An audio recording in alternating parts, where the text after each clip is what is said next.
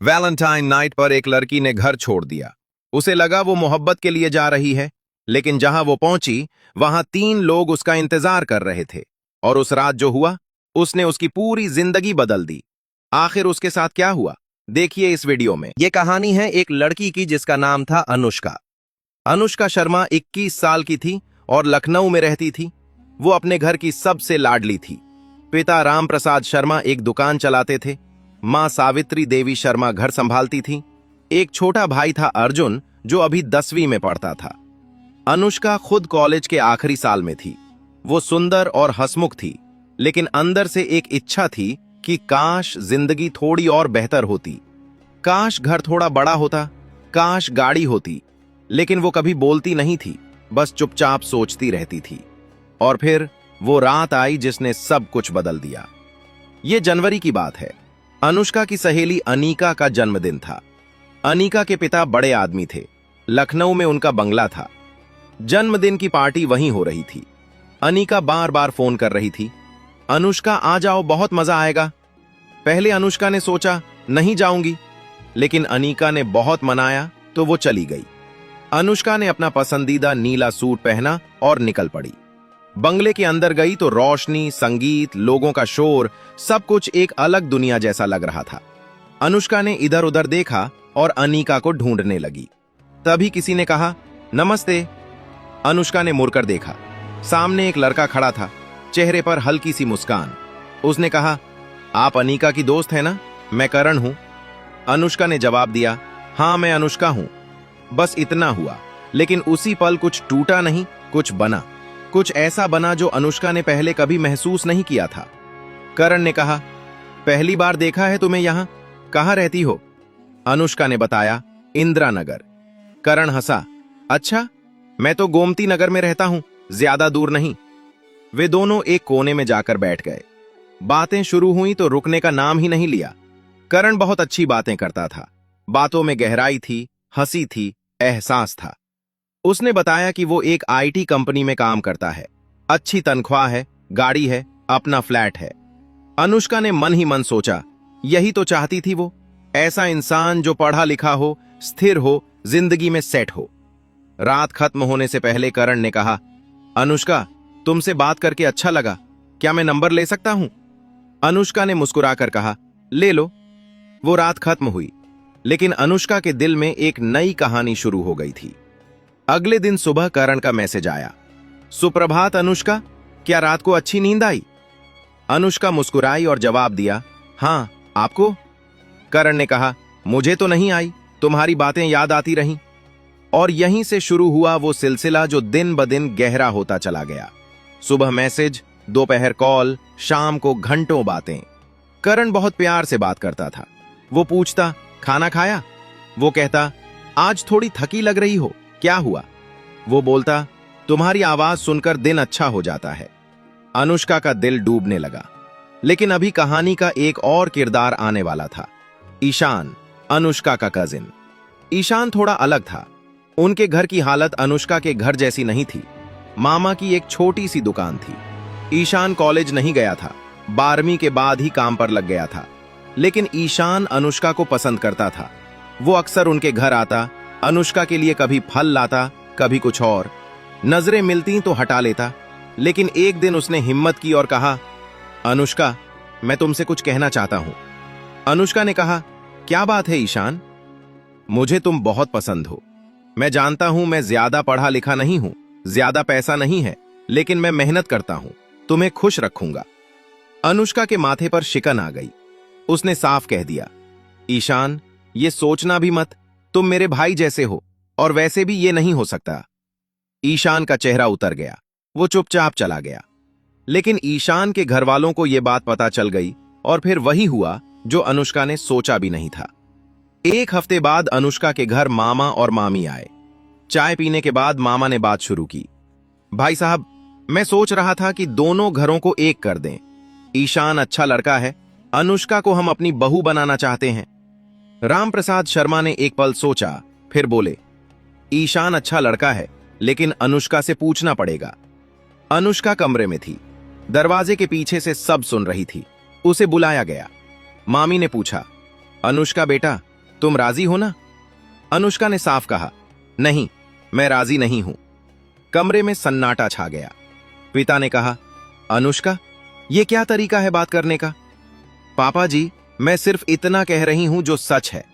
मैं ईशान से शादी नहीं करना चाहती। मामी का चेहरा लाल हो गया। हमारे लड़के को मना कर रही है? हमने तुम्हारे घर वालों से क्या फर्क किया? और फिर वही हुआ जो अक्सर हमारे समाज में होता है। बड़ों ने फैसला कर लिया, अनुष्का की राय को नजरअंदाज कर दिया। घर में दबाव बना। मां ने रोते हुए कहा, बेटा हमारी इज्जत रख लो। ईशान बुरा नहीं है, हम गरीब हैं। हमें ऐसा रिश्ता कहां मिलेगा जो हमें समझे। पिता ने कहा, अनुष्का, तू मेरी बेटी है, मेरी बात मान ले। यह फैसला तेरे भले के लिए है। अनुष्का बहुत रोई, लेकिन घर वालों ने हार नहीं मानी और आखिरकार शादी तय हो गई। तारीख थी 15 फरवरी। अनुष्का के दिल में एक ही ख्याल था, मैं ये शादी कभी नहीं करूंगी। उसी रात अनुष्का ने करण को फोन किया। करण के फोन उठाते ही अनुष्का फूट फूट कर रोने लगी। करण, मैं बहुत मुसीबत में हूं। अनुष्का, क्या हुआ? रो क्यों रही हो? उन्होंने मेरी शादी तय कर दी, मेरे कजिन से। मैंने मना किया लेकिन किसी ने नहीं सुना। करण, मुझे इस घर से निकालो, मुझे बचा लो। करण ने एक पल चुप्पी साधी, फिर बोला, अनुष्का, मुझ पर भरोसा है तुम्हें? हां। तो फिर सुनो, शादी की रात से पहले मैं आऊंगा, तुम तैयार रहना, हम वहां से निकल जाएंगे। अनुष्का का दिल भारी था, लेकिन करण की आवाज में भरोसा था। उसने सोचा, शायद यही रास्ता है। उसे क्या पता था कि यह रास्ता कहां जाता है। 14 फरवरी की रात घर में तैयारियां जोर शोर से हो रही थीं। फूल आ चुके थे, देगें चढ़ी थीं, रिश्तेदार आ गए थे, संगीत बज रहा था। अनुष्का अपने कमरे में बंद थी। उसने फोन पर करण को मैसेज किया, आज रात? जवाब आया, हां, रात 12 बजे, घर के पीछे वाले दरवाजे पर। कुछ मत लेकर आना, बस आ जाना। अनुष्का के हाथ कांप रहे थे। उसने घर वालों को एक आखिरी बार देखा।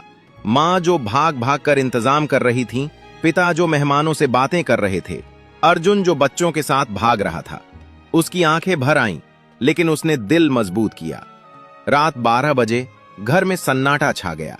सब थके हुए थे। अनुष्का ने धीरे से पीछे का दरवाजा खोला। बाहर अंधेरा था। वहां एक गाड़ी खड़ी थी। करण ने खिड़की से झांका और हाथ हिलाया, जल्दी आओ। अनुष्का भागते हुए गाड़ी में बैठ गई। दरवाजा बंद हुआ, गाड़ी चल पड़ी। वो रात के अंधेरे में कहीं चली गई और कहानी का असली चेहरा अभी सामने आना था। करण गाड़ी चलाता रहा। अनुष्का ने पूछा, करण, हम कहां जा रहे हैं? तुमने कहा था हम मंदिर जाएंगे पहले। करण ने मुस्कुराकर कहा, हां जाएंगे, लेकिन पहले थोड़ा आराम करो, बहुत थक गई होगी। गाड़ी एक अनजान इलाके में पहुंची जहां ज्यादा रोशनी नहीं थी। अनुष्का के मन में डर आया। ये कौन सी जगह है करण? एक दोस्त का घर है, थोड़ी देर रुको, मेरे दोस्त आने वाले हैं, फिर हम सीधे मंदिर जाएंगे। घर का दरवाजा खुला। अंदर गए तो अनुष्का ने इधर उधर देखा। करण, ये जगह ठीक नहीं लग रही मुझे, हम मंदिर कब जाएंगे? करण ने कहा, आराम से रहो, कुछ नहीं होगा, पानी पियो। उसने पानी का गिलास दिया। दरवाजा खुला। 2 और लड़के अंदर आए, करण की उम्र के। एक ने अनुष्का को देखकर करण से नजर मिलाई और मुस्कुराया। अनुष्का का दिल बैठ गया। ये कौन है करण? करण का लहजा अचानक बदल गया। मेरे दोस्त हैं, राहुल और विकास। लेकिन इन्हें यहां क्यों बुलाया? करण अब मुस्कुरा नहीं रहा था। उसकी आंखें ठंडी हो गई थीं। और फिर वो हुआ जो कहना भी मुश्किल है। अनुष्का चीखी।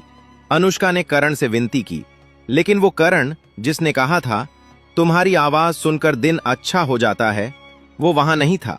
वहां एक दरिंदा था। सुबह 5 बजे राम प्रसाद शर्मा उठे तो देखा अनुष्का का कमरा खाली है। उन्होंने पहले सोचा शायद बाथरूम गई हो, लेकिन 15 मिनट बाद भी नहीं आई।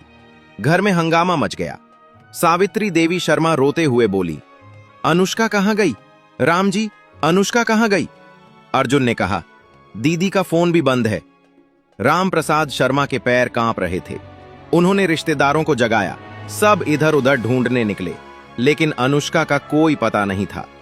घंटों बाद जब कुछ पता नहीं चला, राम प्रसाद शर्मा थाने गए। उन्होंने दरोगा से कहा, साहब, मेरी बेटी रात से गायब है, शादी की रात से पहले। भगवान के लिए ढूंढिए उसे।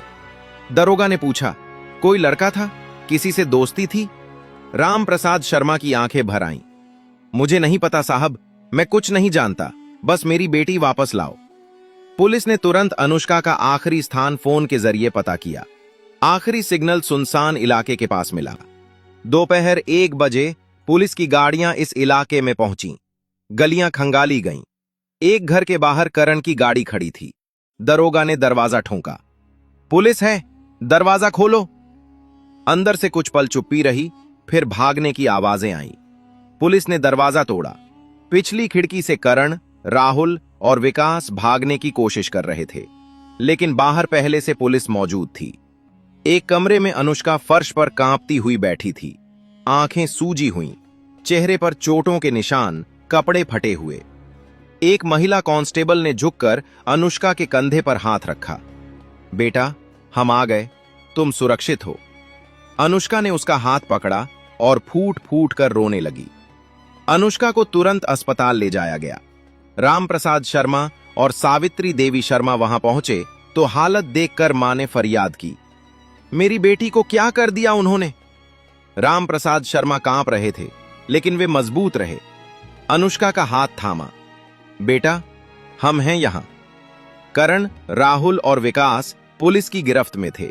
तीनों पर मामला दर्ज हुआ। हफ्ते बाद अनुष्का अस्पताल से घर आई। शरीर ठीक हो रहा था, लेकिन अंदर से वो टूटी हुई थी। वो अपने कमरे में बैठी रहती, किसी से बात नहीं करती, खाना मुश्किल से खाती। एक शाम जब घर में सब शांत थे, अनुष्का की आंखों से आंसू बहने लगे। वो जोर जोर से रोने लगी। मैंने ये क्या कर दिया अपने साथ, अपने घर वालों के साथ? मां भागकर आई, अनुष्का को सीने से लगाया।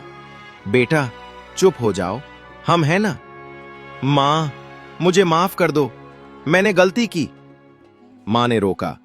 बेटा, हमारी इज्जत तुम हो, तुम ठीक हो, यही हमारी इज्जत है। रामप्रसाद शर्मा आए, कमरे के दरवाजे पर खड़े रहे। अनुष्का ने उनकी ओर देखा। बापूजी। रामप्रसाद शर्मा की आंखें भर आईं। वे अनुष्का के पास गए, अनुष्का के सिर पर हाथ रखा और कहा, बेटा, तुम मेरी बेटी हो, हमेशा रहोगी। कोई तुमसे यह हक नहीं छीन सकता। कुछ दिन बाद ईशान आया। अनुष्का को पता था वो आएगा। वो डर रही थी, क्या कहेगा, क्या ताना देगा, क्या बुरा भला कहेगा। ईशान सामने चुप बैठा था। अनुष्का ने सिर झुकाया। ईशान, मैं जानती हूं तुम मुझसे नाराज हो, मुझे बुरा भला कहो, मैं कुछ नहीं कहूंगी।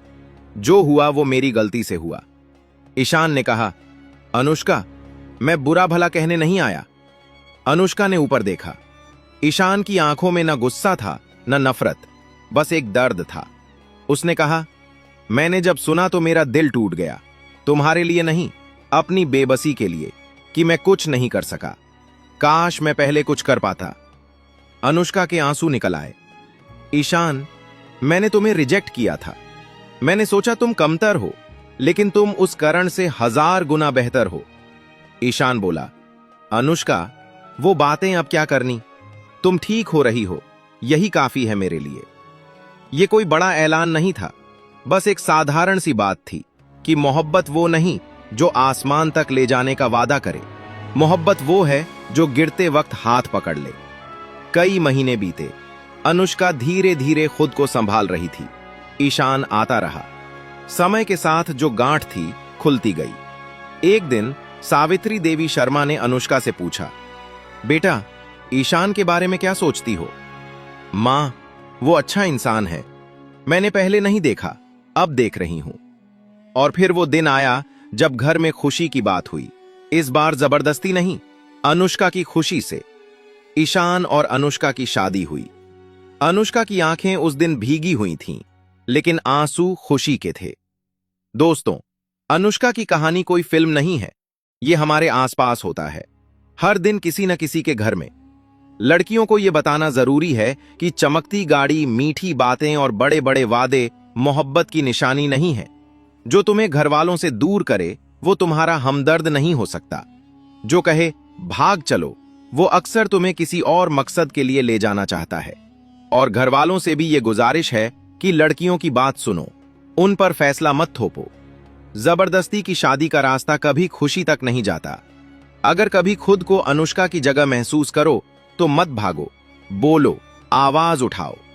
घर छोड़कर भागना कभी समस्या का हल नहीं होता, बल्कि अक्सर यही सबसे बड़ी समस्या बन जाती है।